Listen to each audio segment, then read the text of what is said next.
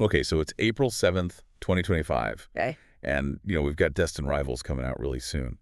But it's still crazy to see how much buzz there is around 151. Yeah. Like, you'd think that set would have cooled off by now, but Right. it's still super hot in the Pokemon TCG world. And that's actually what we're going to deep dive into today. Oh, yeah.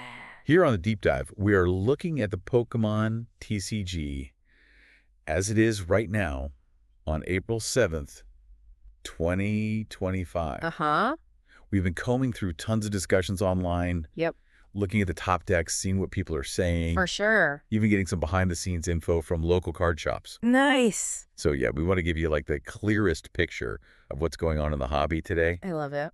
Just looking at all the chatter online. Yeah. There's like this really cool split happening right now. Oh, tell me more. You've got like a huge chunk of players who are all about the competitive scene. Right. They're tweaking their decks with all the latest cards. Yeah. But at the same time, there's this like magnetic pull towards the older sets. It's true. Especially 151. 151 is huge. Yeah, it's like, Yeah. it really shows you how many different reasons people have for loving the Pokemon TCG. It's true. Yeah. Some are in it to win. Totally. Some are in it for the nostalgia. Yeah, the love of the, original Pokemon. And speaking of winning, Yes. one deck that we keep seeing pop up is Gardevoir X.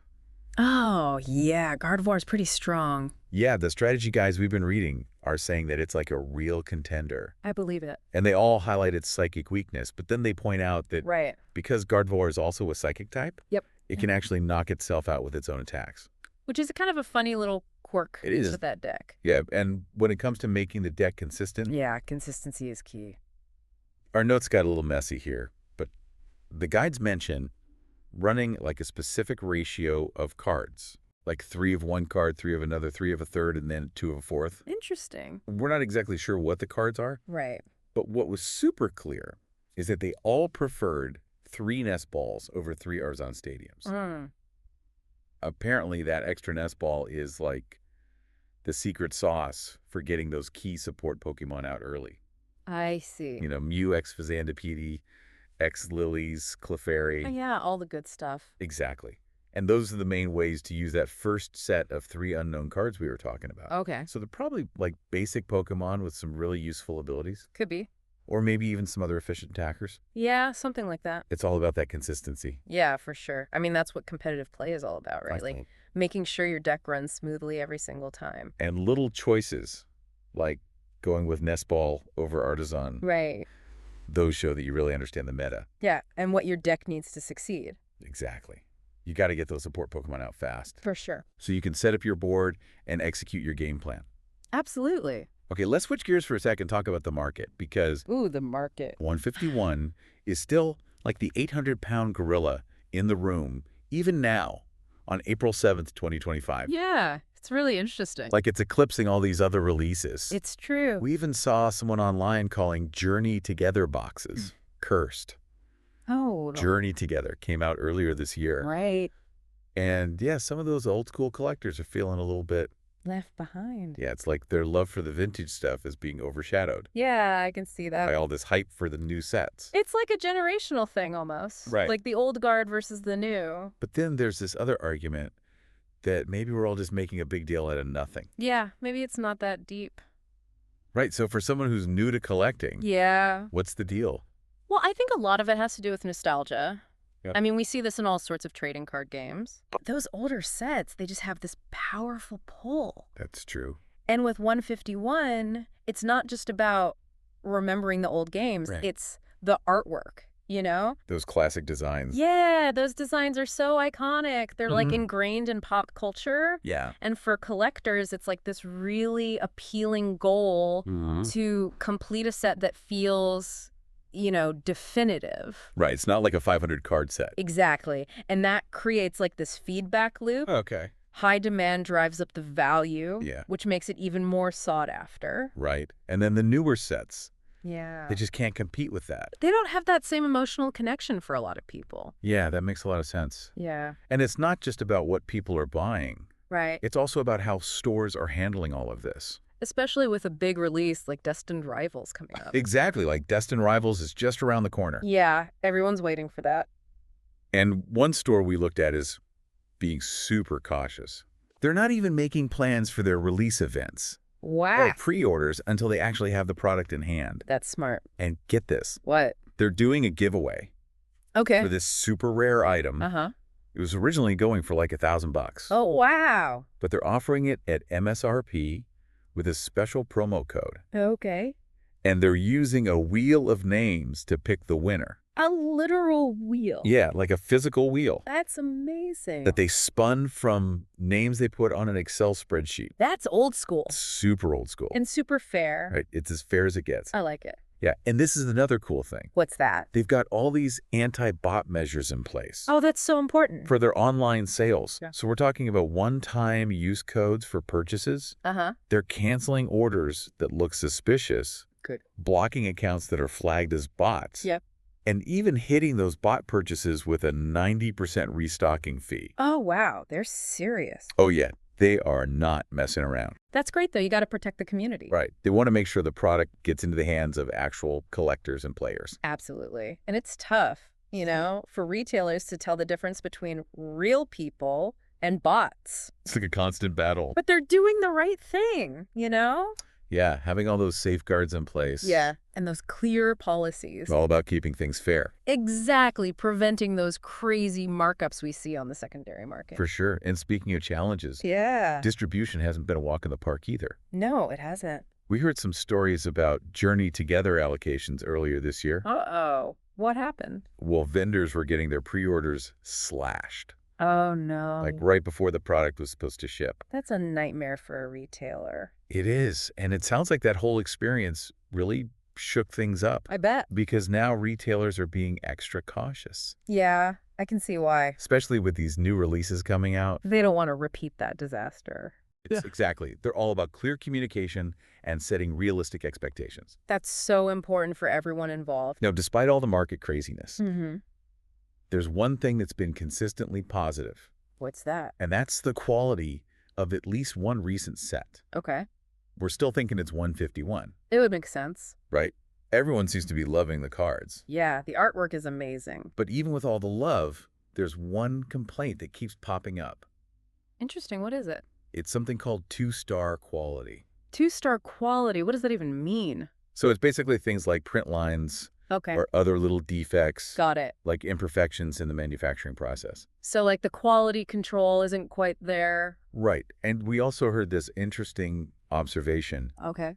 that alternate art cards Yeah. sometimes show up like really close together in packs. Really, like, back to back? Yeah, like within a few packs of each other. Huh. Interesting. It's either a crazy coincidence, Yeah. Or maybe something else is going on. right? Maybe there's a pattern to how they're printed or something. It makes you wonder. It does, and it all ties into this bigger question Ooh, what's that? about the long-term health of the Pokemon PCG market. Right. Is this sustainable? Exactly. Yeah. Some people are comparing it to what happened with old MetaZoo, Okay. where there was all this hype at first. Yeah, and then it kind of fizzled out, Right. And they're contrasting that with how Pokemon has been growing. which has been more gradual. Yeah, more organic. More steady. And the worry is that if collectors think the cards are losing value Yeah. or that the market's too unpredictable. Right. They'll stop investing. Exactly. Okay. But so far, it seems like things are pretty balanced. Okay, good. And it's a good sign that even the Pokemon players themselves are excited about these new sets. Yeah, that's a good sign. Right. It's not just the collectors driving the market. It's a healthy mix. Now, looking ahead, Okay. people are talking about a reprint of the 151 set, Oh, really? When do they think that's going to happen? probably around his 2-year anniversary. So about a year from now. Yeah. And if that happens, Those ETBs are going to drop in price. big time, which would be great for people who missed out the first time. Absolutely. Or for people who just want to open more packs without breaking the bank. Exactly. Reprints are like a necessary evil in the TCG world Yeah, they can help with the supply and demand. and bring down those crazy secondary market prices. For sure.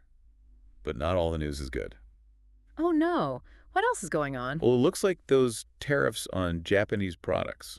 Oh, yeah, those were in the works. Yeah. Well, they officially went into effect today, So April 7th, 2025.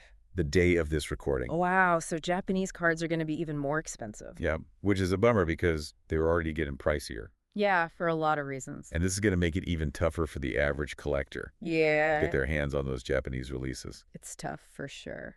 Okay, let's move on to something a little lighter. Okay, sounds good. Card grading. Card grading, always a fun topic. So you saw someone talking about submitting cards to CGC. CGC? Interesting. Yeah, they usually go with PSA. PSA is the big one. But they heard that CGC might be a little easier when it comes to getting a perfect 10. Especially for Japanese cards. Interesting. They even mentioned how notoriously difficult it is to get a Charizard graded a 10 by PSA. Yeah, Charizards are tough. But apparently cards from sets like Crown Zenith tend to grade more easily in general. So it really depends on the set. Yeah, and the grading company. And the specific card. Right. It's also subjective. Yeah, it really is. And you know, it's funny. What? There are all these debates online. About PSA versus CGC. Oh, yeah, all the time. Like which one is stricter. And which one's more likely to give you a 10. And people develop all these strategies. Based on what they're submitting. Right, like if you're going for a 10 on a Charizard. You might not want to go with PSA. Maybe CGC is the way to go. It's a whole other layer of complexity. So the hobby, yeah, it's not just about collecting the cards anymore. No, it's a whole game in itself. Now, speaking of the business side of things. Yeah. We got a peek into how one local game store owner does things. Oh, cool. Tell me more. So they check market prices every single day. Wow, every day. Yeah, and then they adjust their prices online. Makes sense. On their eBay store and their own website. So they're staying competitive. Exactly. But here's the interesting part. Okay. They're not really using TCG Player for single card sales anymore. Really? Why not? They've been having issues with inventory syncing. Oh, that's a pain. Yeah, so they're focusing on their own platforms. I see. They want more control. Exactly. Over their brand and their profits. Yeah, that makes sense. But it's a lot of work. It is. You got to build the platform and market it. It's a whole other job. They also mentioned that they're out of stock of most English Pokemon products. Oh, wow. Are they waiting for a restock? Yeah, they're expecting a big one soon, but they're holding on to some older sets. Like what? Silver Tempest, Paldea Evolved, and even a display of 151. Smart. They know those will sell. Exactly. It's all about smart inventory management. Yeah, you got to know what to hold and what to let go of. And one more thing before we wrap up. Yeah, what's that? Scalping. Ooh, scalping. It's still a huge problem.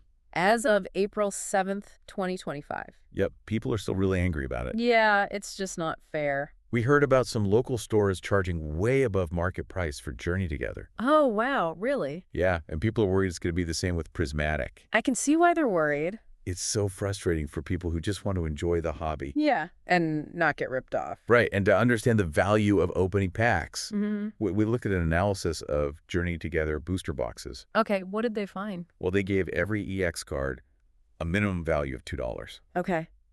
And even with that, yeah, a lot of the time, you won't make your money back. If you open a booster box. Right, even if you're not planning on selling the cards. It's a gamble. It is, and there's this other weird thing. What's that? The stamped promo card is guaranteed in each box. Right. But the non-stamped version isn't. So the price difference between those can be pretty big. Exactly. And we saw some examples of card values from those boxes. Okay, like what? An NS Rash Ram was going for around $25. Not bad. Hops Wooloo was around $8. Okay. And some lucky people pulled illustration rares like Articuno and Whale Lord. Nice. And double rares like Lilies, Clefairy, and Enzarark. Those are all pretty good pulls. Yeah, and the wholesale cost for Journey Together booster box was around $96.50. So the margins aren't huge for retailers. Right. Especially if they're not scalping. Exactly. Okay, last but not least. Yeah. We checked out a Q4 2025 report for North America. Oh, okay. So this is like a big picture view of the TCG market. Yep. And even with special sets like Cosmic Prismatic Evolutions doing really well, Pokemon is still the king of TCG sales. Yeah, on TCG Player at least. Right. And the report also mentioned some other games. Like what? Grand Archive, Flesh and Blood. Flesh and Blood is doing well. It is. Yu-Gi-Oh! Had a little dip in sales. Oh, that's surprising. Yeah, even though the tournament scene is still strong. Interesting. Then there's Weiss Schwartz Union Arena. Okay. One Piece is actually leading in single sales. Wow, One Piece really? Yeah, and Lorcana had a pretty big drop. Maybe because of the meta? Yeah, or maybe because there haven't been any announcements about Worlds. It could be. And then there are the newer games like Riftbound Hollow Life TCG and Cookie Run TCG. A lot of competition out there. There is, but Pokemon is still on top. Yeah, especially in Japan. Right. Sales are still huge over there. It's a global phenomenon. It really is. And speaking of Japan, yeah, those tariffs on Japanese goods are now in effect. As of today, April 7th, 2025. It's a wild time to be a Pokemon fan. It is. So for you, the listener, here's the rundown of the Pokemon TCG as of today. Okay, hit me with it. 151 is still the biggest thing going. It's driving prices, and it's what collectors are focused on. Right. Retailers are being super cautious with new releases. Smart move. And they're doing their best to stop bots. Gotta keep things fair. But distribution can still be a problem. Yeah. The quality of the sets is good overall, but there are those minor print defects. Like the 2-star quality. Exactly. And the market seems pretty healthy, Yeah. even though some people are worried about card values. Yeah, it's always a concern. We're probably going to see a 151 reprint. That'll be interesting to see. And those Japanese tariffs are going to make things more expensive for U.S. collectors. Yeah, unfortunately. CGC might be a little easier on Japanese cards when it comes to grading. Good to know. Where retailers are building their own online stores. Yeah, cutting out the middleman. And scalpers are still public enemy #1. Ugh, the worst. Well, and opening booster boxes is a gamble. You might not make your money back. But sometimes you hit it big. And Pokemon is still the top dog in the TCG world. No surprise there. So, with all that in mind, Yeah. here's something to think about. Okay, I'm listening. Now that those Japanese tariffs are here, and 151 is still so popular, Right. how do you think things are going to change for collectors? Yeah, like English versus Japanese cards. Exactly. Will people switch to English cards? Because they're cheaper. Or will those Japanese exclusives and the maybe easier grading still be worth the extra cost? It's a tough choice. It is, and it's going to be fascinating to see how it all plays out. Absolutely. So until next time, happy collecting, everyone. Stay informed and stay ahead of the game. And watch out for those scalpers. We'll see you on the next Deep Dive.